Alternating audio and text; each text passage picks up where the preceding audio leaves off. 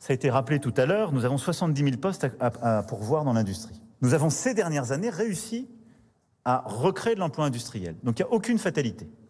Et nous allons continuer à mener les réformes. En ce moment même, réforme de l'assurance chômage, pour continuer à encourager le retour vers l'emploi productif, parce que tous les secteurs que vous représentez ici, l'agroalimentaire, le secteur agricole, le bâtiment, l'industrie, la chimie, tout le monde recrute.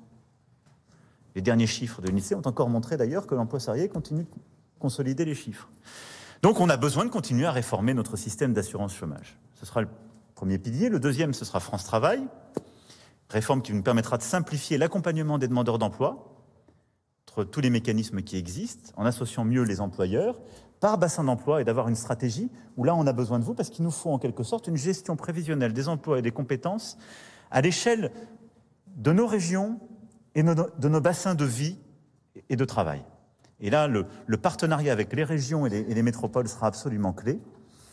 Mais si on sait faire ce travail de programmation, ensemble, on pourra là aussi cibler nos formations, mieux les évaluer et permettre d'accompagner nos demandeurs d'emploi qui sont parfois les plus loin du travail ou qui sont au chômage depuis le plus longtemps vers les offres disponibles.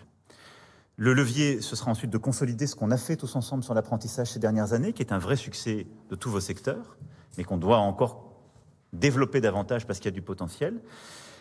Et puis, évidemment, de réussir la transformation de nos lycées professionnels, qui est un point clé, parce que tous les métiers qui sont les vôtres aujourd'hui, on a besoin de compétences et de talents. Il faut aller faire connaître ces métiers dès le collège, dans nos journées Avenir Orientation qu'on va maintenant développer dès la 5e, mais surtout nous aider à conduire cette réforme du lycée professionnel qui concerne un tiers de nos lycéens et qui doit nous permettre de mieux qualifier nos jeunes vers des métiers en tension aujourd'hui et surtout des besoins en compétences de demain. Ce qui n'est pas totalement le cas aujourd'hui quand on voit les sorties d'études, soit en poursuite d'études, soit en accès à l'emploi.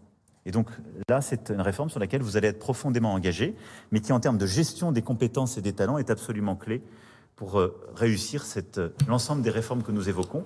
Ce qui veut dire que dans les planifications et les travaux à 6 mois que je souhaite, le levier talent doit être activé et on a besoin d'avoir une approche des besoins ainsi définie. Emmanuel voilà Macron, ce que je voulais aujourd'hui partager avec vous.